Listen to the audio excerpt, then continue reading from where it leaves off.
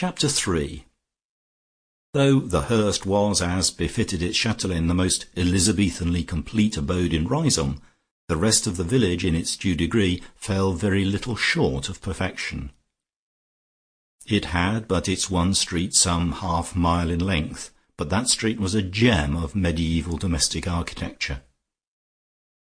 For the most part, the houses that lined it were blocks of contiguous cottages, which had been converted either singly or by twos and threes into dwellings containing the comforts demanded by the 20th century, but externally they preserved the antiquity which, though it might be restored or supplemented by bathrooms or other conveniences, presented a truly Elizabethan appearance. There were, of course, accretions such as old inn signs above front doors and old bell-pulls at their sides, but the doors were uniformly of inconveniently low stature. Roofs were of stone slabs or old brick, in which a suspiciously abundant crop of antirrhinums and stonecrops had anchored themselves, and there was hardly a garden that did not contain a path of old paving stones, a mulberry tree, and some yews cut into shape. Nothing in the place was more blatantly mediaeval than the village green, across which Georgie took his tripping steps after leaving the presence of his queen. Round it stood a row of great elms, and in its centre was the ducking pond, according to Riseholme tradition, though perhaps in less classical villages it might have passed merely for a duck pond. But in Riseholme it would have been rank heresy to dream, even in the most pessimistic moments, of its being anything but a ducking pond. Close by it stood a pair of stocks, about which there was no doubt whatever, for Mr. Lucas had purchased them from a neighbouring iconoclastic village, where they were going to be broken up, and, after having them repaired, had presented them to the village green, and chosen their site close to the ducking pond. Round the green were grouped the shops of the village, slightly apart from the residential street, and at the far end of it was that undoubtedly Elizabethan hostelry, the Ambermere Arms, full to overflowing of ancient tables and Bible boxes and fire-dogs and fire-backs and bottles and chests and settles. These were purchased in large quantities by the American tourists who swarmed there during the summer months, at a high profit to the nimble proprietor, who thereupon purchased fresh antiquities to take their places. The Ambermere Arms, in fact, was the antique furniture shop of the place, and did a thriving trade, for it was much more interesting to buy objects out of a real old Elizabethan inn than out of a shop. Georgie had put his smart military cape over his arm for his walk, and at intervals applied his slim forefinger to one nostril, while he breathed in through the other, continuing the practice which he had observed going on in Mrs. Quantock's garden. Though it made him a little dizzy, it certainly produced a sort of lightness. But soon he remembered the letter from Mrs. Quantock which Lucia had read out, warning her that these exercises ought to be taken under instruction, and so desisted. He was going to deliver Lucia's answer at Mrs. Quantock's house, and, with a view to possibly meeting the Guru, and being introduced to him, he said over to himself, "Guru, Guru, Guru," instead of doing deep breathing, in order to accustom himself to the unusual syllables. It would, of course, have been very strange and un-Riseholme-like to have gone to a friend's door, even though the errand was so impersonal one as bearing somebody else's note, without inquiring whether the friend was in, and being instantly admitted if she was. And as a matter of fact, Georgie caught a glimpse, when the knocker was answered (Mrs. Quantock did not have a bell at all), through the open door of the hall, of Mrs. Quantock standing in the middle of the lawn on one leg. Naturally, therefore, he ran out into the garden without any further formality. She looked like a little round fat stork whose legs had not grown, but who preserved the habits of her kind. "Dear lady, I brought a note for you," he said. "It's from Lucia." The other leg went down, and she turned on him the wide, firm smile that she had learned in the vanished days of Christian Science. "Om," said Mrs. Quantock, expelling the remainder of her breath. Thank you, my dear Georgie. It's extraordinary what yoga has done for me already. Cold quite gone. If ever you feel out of sorts, or depressed, or cross, you can cure yourself at once. I've got a visitor staying with me." "Have you indeed?" asked Georgie, without alluding to the thrilling excitements which had trodden so close on each other's heels since yesterday morning, when he had seen the Guru in Rush's shop. "Yes, and as you've just come from dear Lucia's, perhaps she may have said something to you about him, for I wrote to her about him. He's a Guru of extraordinary sanctity from Benares, and he's teaching me the way. You shall see him too, unless he's meditating. I will call to him. If he's meditating he won't hear me, so we shan't be interrupting him. He wouldn't hear a railway accident if he was meditating." She turned round towards the house. "Guru dear," she called.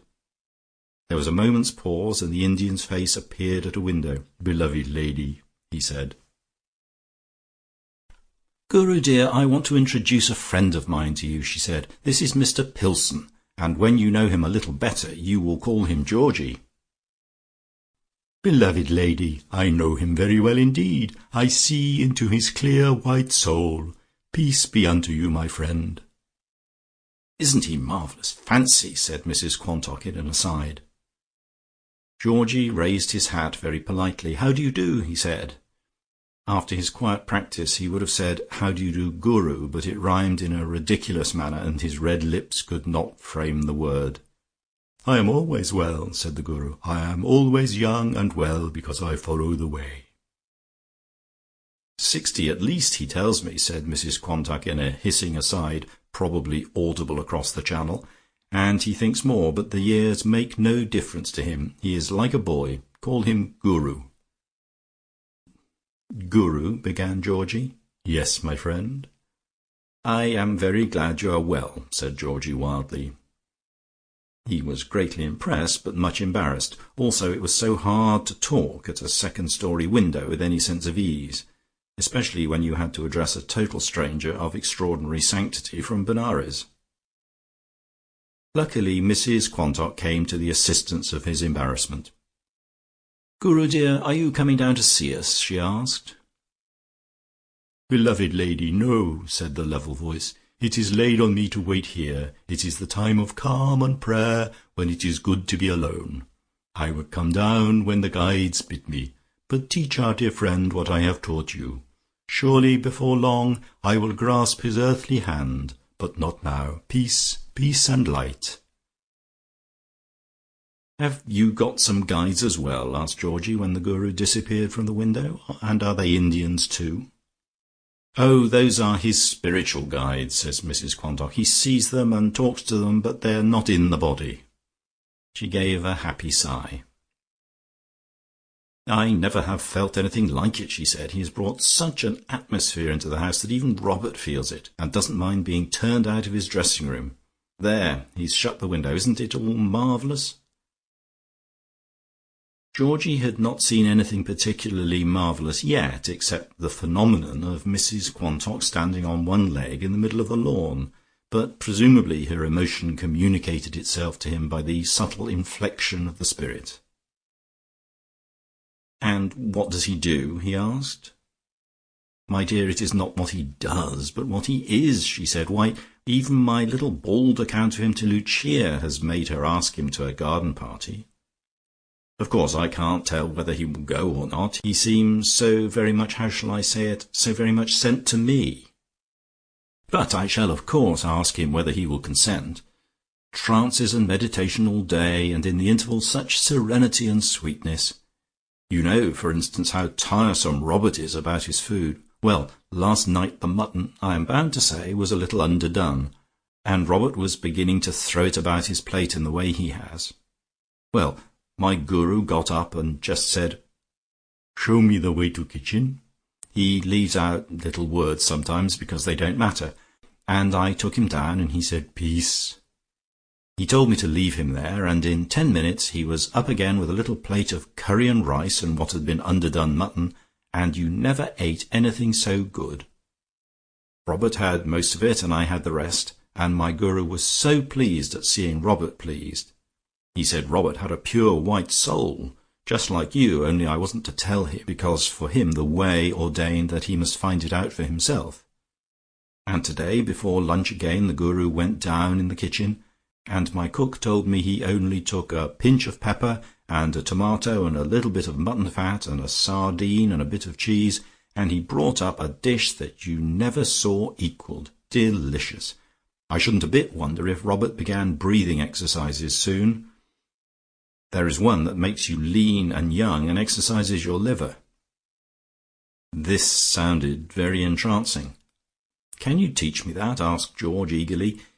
He had been rather distressed about his increasing plumpness for a year past, and about his increasing age for longer than that. As for his liver, he always had to be careful. She shook her head. "You cannot practice it except under tuition from an expert," she said. Georgie rapidly considered what Hermes and Ursy's comments would be if, when they arrived tomorrow, he was found doing exercises under the tuition of a guru. Hermy, when she was not otter hunting, could be very sarcastic, and he had a clear month of Hermy in front of him, without any otter hunting, which, so she had informed him, was not possible in August. This was mysterious to Georgie, because it did not seem likely that all otters died in August and a fresh brood came in like caterpillars. If Hermy were here in October, she would otter hunt all morning and snore all afternoon, and be in the best of tempers. But the August visit required more careful steering. Yet the prospect of being lean and young and internally untroubled was wonderfully tempting. "But couldn't he be my guru as well?" he asked. Quite suddenly, and by some demoniac possession, a desire that had been only intermittently present in Mrs. Quantock's consciousness took full possession of her. A red revolutionary insurgence hoisted its banner. Why, with this stupendous novelty in the shape of a guru, shouldn't she lead and direct Riseholme instead of Lucia?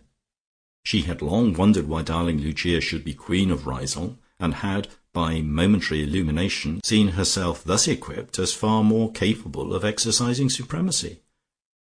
After all, everybody in Riseholme knew Lucia's old tune by now, and was in his secret consciousness quite aware that she did not play the second and third movements of the Moonlight Sonata simply because they went faster, however much she might cloak the omission by saying that they resembled 11 o'clock in the morning and 3 p.m. And Mrs. Quantock had often suspected that she did not read 1/4 of the book she talked about, and that she got up subjects in the encyclopaedia in order to make a brave show that covered essential ignorance.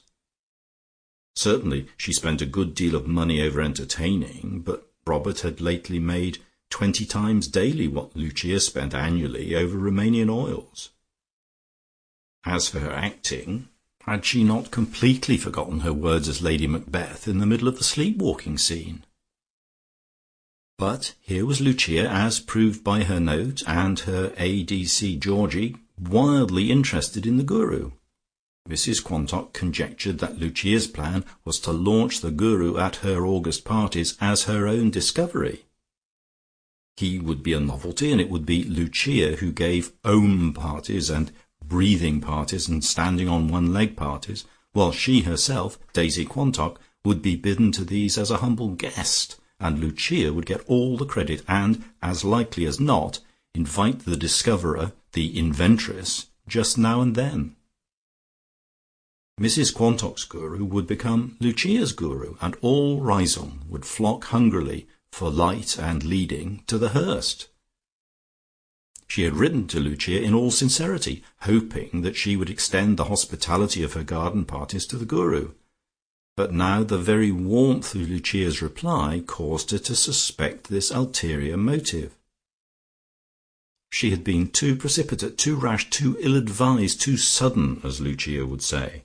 She ought to have known that Lucia, with her August parties coming on, would have jumped at a guru, and withheld him for her own parties, taking the wind out of Lucia's August sails. Lucia had already suborned Georgie to leave this note, and begin to filch the guru away. Mrs. Quantock saw it all now, and clearly this was not to be borne. Before she answered, she steeled herself with the triumph she had once scored in the matter of the Welsh attorney. "Dear Georgie," she said, "no one would be more delighted than I if my guru consented to take you as a pupil. But you can't tell what he will do. As he said to me to-day, apropos of myself, 'I cannot come unless I am sent.' Was not that wonderful? He knew at once he had been sent to me." By this time Georgie was quite determined to have the guru. The measure of his determination may be gauged from the fact that he forgot all about Lucia's garden party. "But he called me his friend," he said. "He told me I had a clean white soul." "Yes, but that is his attitude towards everybody," said Mrs Quantock. "His religion makes it impossible for him to think ill of anybody." "But he didn't say that to Rush," cried Georgie, "when he asked for some brandy, to be put down to you." Mrs Quantock's expression changed for a moment, but that moment was too short for Georgie to notice it. Her face instantly cleared again. "Naturally he cannot go about saying that sort of thing," she observed. "Common people, he is of the highest caste, would not understand him." Georgie made the direct appeal. "Please ask him to teach me," he said. For a moment Mrs Quantock did not answer, but cocked her head sideways in the direction of the pear tree where a thrush was singing. It fluted a couple of repeated phrases and then was silent again. Mrs Quantock gave a great smile to the pear tree. "Thank you, little brother," she said. She turned to Georgie again. "That comes out of St Francis," she said, "but yoga embraces all that is true in every religion. Well, I will ask my guru whether he will take you as a pupil, but I can't answer for what he will say." What does he charge for his lesson?" asked Georgie. The Christian Science smile illuminated her face again. "The word money never passes his lips," she said. "I don't think he really knows what it means. He proposed to sit on the green with a beggar's bowl, but of course I would not permit that, and for the present I just give him all he wants. No doubt when he goes away, which I hope will not be for many weeks yet, though no one can tell when he will have another call, I shall slip something suitably generous into his hand. But I don't think about that. Must you be going? Good night, dear Georgie. Peace. Om." His last backward glance as he went out of the front door revealed her standing on one leg again, just as he had seen her first. He remembered a print of a fakir at Benares standing in that same attitude. And if the stream that flowed into the Avon could be combined with the Ganges, and the garden into the burning Ghaut, and the swooping swallows into kites, and the neat parlour maid who showed him out into a Brahmin, and the Chinese gong that was so prominent an object in the hall into a piece of Benares brassware, he could almost have fancied himself as standing on the brink of the sacred river. The marigolds in the garden required no transmutation. Georgie had quite to pull himself together as he stepped round Mrs Quantock's mulberry tree, and 10 paces later round his own, before he could recapture his normal evening mood on those occasions when he was going to dine alone. Usually these evenings were very pleasant and much occupied, for they did not occur very often in this whirl of Riseholme life, and it was not more than once a week that he spent a solitary evening. And then, if he got tired of his own company, there were half a dozen houses easy of access where he could betake himself in his military cloak and spend a postprandial hour. But oftener than not, when these occasions occurred, he would be quite busy at home, dusting a little china and rearranging ornaments on his shelves, and after putting his rings and handkerchief in the candle bracket of the piano, spending a serious hour, with the soft pedal down for fear of irritating Robert, in reading his share of such duets as he would be likely to be called upon to play with Lucia during the next day or two. Though he read music better than she did, he used to go over the part alone first, and let it be understood that he had not seen it before. But then he was sure that she had done precisely the same, so they started fair. Such things whiled away very pleasantly the hours till 11, when he went to bed, and it was seldom that he had to set out patience cards to tide him over the slow minutes. But every now and then, and tonight was one of those occasions, there occurred evenings when he never went out to dinner even if he was asked, because he was busy indoors. They occurred about once a month, these evenings that he was busy indoors, and even an invitation from Lucia would not succeed in disturbing them. Ages ago Riseholme had decided what made Georgie busy indoors once a month, and so none of his friends chattered about the nature of his engagements to anyone else, simply because everybody else knew. His business indoors, in fact, was a perfect secret, from having been public property for so long.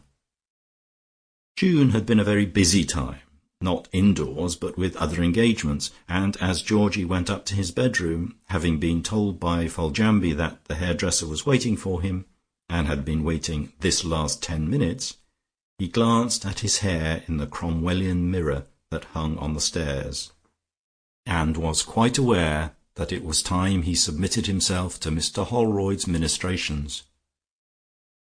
There was certainly an undergrowth of grey hair visible beneath his chestnut crop that should have been attended to at least a fortnight ago. Also there was a growing thinness in the locks that crossed his head. Mr. Holroyd had attended to that before, and had suggested a certain remedy, not in the least inconvenient, unless Georgie proposed to be athletic without a cap in a high wind, and even then not necessarily so.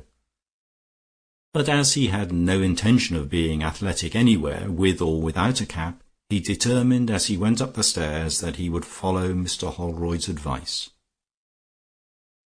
Mr. Holroyd's procedure, without this added formula, entailed sitting till it dried, and after that he would have dinner, and then Mr. Holroyd would begin again. He was a very clever person with regard to the face and the hands and the feet. Georgie had been conscious of walking a little lamely lately. He had been even more conscious of the need of hot towels on his face, and the tap-tap of Mr. Holroyd's fingers, and the stretching of Mr. Holroyd's thumb across rather slack surfaces of cheek and chin. In the interval between the hair and the face, Mr. Holroyd should have a good supper downstairs with Foljambe and the cook. And tomorrow morning, when he met Hermy and Ursy, Georgie would be just as spick and span and young as ever, if not more so. Georgie, happy innocent, was completely unaware that the whole of Riseholme knew that the smooth chestnut locks which covered the top of his head were trained like the tendrils of a grapevine from the roots, and flowed like a river over a bare head, and consequently, when Mr. Holroyd explained the proposed innovation, a little central wig, the edges of which would mingle in the most natural manner with his own hair, it seemed to Georgie that nobody would know the difference. In addition, he would be spared those risky moments when he had to take off his hat to a friend in a high wind, for there was always the danger of his hair blowing away from the top of his head and hanging down like the tresses of a Rhine maiden over one shoulder. So Mr. Holroyd was commissioned to put that little affair in hand at once, and when the greyness had been attended to, and Georgie had had his dinner, there came hot towels and tappings on his face, and other ministrations. All was done about 10:30, and when he came downstairs again for a short practice at the bass part of Beethoven's Fifth Symphony, ingeniously arranged for 2 performers on the piano, he looked with sincere satisfaction at his rosy face in the Cromwellian mirror, and his shoes felt quite comfortable again, and his nails shone like pink stars as his hands dashed wildly about the piano in the quicker passages. But all the time the thought of the Guru next door, under whose tuition he might be able to regain his youth without recourse to those expensive subterfuges, for the price of the undetectable toupee astonished him, rang in his head with a melody more haunting than Beethoven's. What he would have liked best of all would have been to have the Guru all to himself, so that he should remain perpetually young, while all the rest of Riseholme, including Hermy and Ursy, grew old. Then indeed he would be king of the place, instead of serving the interests of its queen. He rose with a little sigh, and after adjusting the strip of flannel over the keys, shut his piano, and busied himself for a little with a soft duster over his cabinet of bibelots, which not even Foljambe was allowed to touch. It was generally understood that he had inherited them, though the inheritance had chiefly passed to him through the medium of curiosity shops, and there were several pieces of considerable value among them. There was a gold Louis XVI snuff-box, a miniature by Carl Huth, a silver toy porringer of the time of Queen Anne, a piece of Beau china, an enamelled cigarette case by Fabergé. But tonight his handling of them was not so dainty and delicate as usual, and he actually dropped the porringer on the floor as he was dusting it, for his mind still occupied itself with the Guru and the practices that led to permanent youth. How quick Lucia had been to snap him up for her garden party! Yet perhaps she would not get him, for he might say he was not sent. But surely he would be sent to Georgie, whom he knew, the moment he set eyes on him, to have a clean white soul. The clock struck 11, and as usual on warm nights Georgie opened the glass door into his garden and drew in a breath of the night air. There was a slip of moon in the sky which he most punctiliously saluted, wondering, though he did not seriously believe in its superstition, how Lucia could be so foolhardy as to cut the new moon. She had seen it yesterday, she told him, in London, and had taken no notice whatever of it. The heavens were quickly peppered with pretty stars, which Georgie, after his busy, interesting day, enjoyed looking at, though if he had had the arrangement of them he would certainly have put them in more definite patterns. Among them was a very red planet, and Georgie, with recollections of his classical education, easily remembered that Mars, the god of war, was symbolized in the heavens by a red star. Could that mean anything to peaceful Riseholme? Was internal warfare, were revolutionary movements possible in so serene a realm? End of chapter.